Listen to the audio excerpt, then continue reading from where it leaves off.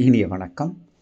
பிரிவாற்றாமை என்ற அதிகாரத்தில் 116வது அதிகாரம். அதில் நம்ம பார்க்க இருக்கிறது 9வது திருக்குறள், 1159. துடிர் சுடின் அல்லது காம நோய் போல் விடிர் சுடல் ஆற்றுமோ தீ. இதான் குறள்.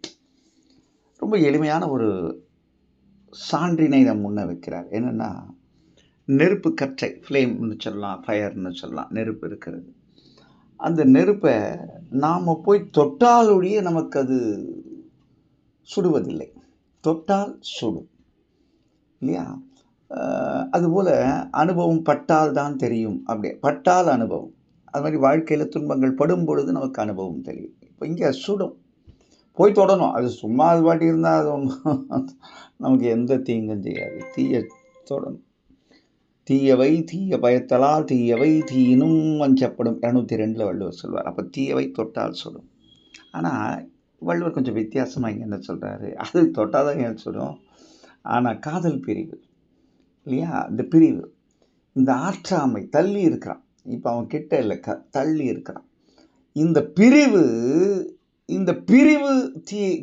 தீ தொட்டால் சுடும். இந்த பிரிவு பிரிந்தால், விலகினால் சுடும்.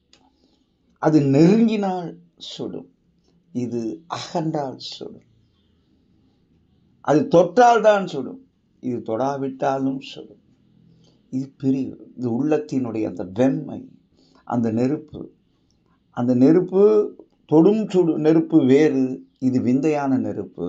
விலகினால் என்னை சுடுகிறதே, அந்த விலகல் என்னை வாட்டுகிறதே அப்படின்னு தலைவி அந்த நெருப்பிலே குளிர் காய்பவர்களை பார்ப்பது போல பார்த்து செல்கிறார். நீங்கள் போய் தொட்டாதான் அப்படி இல்லைன்னா ஒன்றும் இல்லை, தொட்டிங்கன்னா சுட்டணும். ஆனால் இங்கே தொடாமையே சுடுது. இந்த விந்தை தீயை நான் என்னென்று சொல்வேன். இந்த பிரிவு ஒரு விந்தை தீ.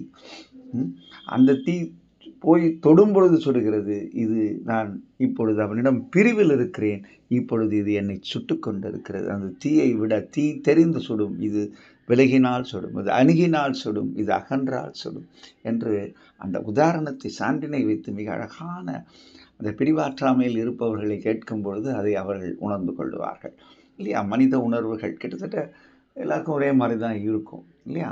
அதைத்தான் வள்ளுவர் இந்த சான்றினை நமக்கு தெளிவுபடுத்தி உணர்ந்து இந்த குறளை படியுங்கள் என்பது போல நமக்கு தந்திருக்கிறார். வாழ்க்கை அனுபவங்களை அந்தந்த போக்கிலே நாம் உணரும் பொழுது அந்த இலக்கிய சுவை நம் இதயத்தை மென்மைப்படுத்துகிறது. ஆனால் நம்முடைய உள்ளத்தை உரப்படுத்துகிறது. ரெண்டையும் செய்கிறது. ஏன்னா மென்மை மிகவும் வலிமையானது இல்லையா? அதனால தான் ஆங்கிலத்தில் ஒரு பழமொழி சொல்லுவாங்க, பெட்டர் பெண்ட் தென் பிரேக் என்று சொல்வார்கள். இதுபோல் இந்த குறள் ஒரு அற்புதத்தை தருகிறது. துடிர் சுடின் அல்லது காம நோய் போல் விடிர் சுடல் ஆற்றுமோ தீ என்ற குறள். இனிய நாளாக இதய வாழ்த்துக்கள். நன்றி, வணக்கம்.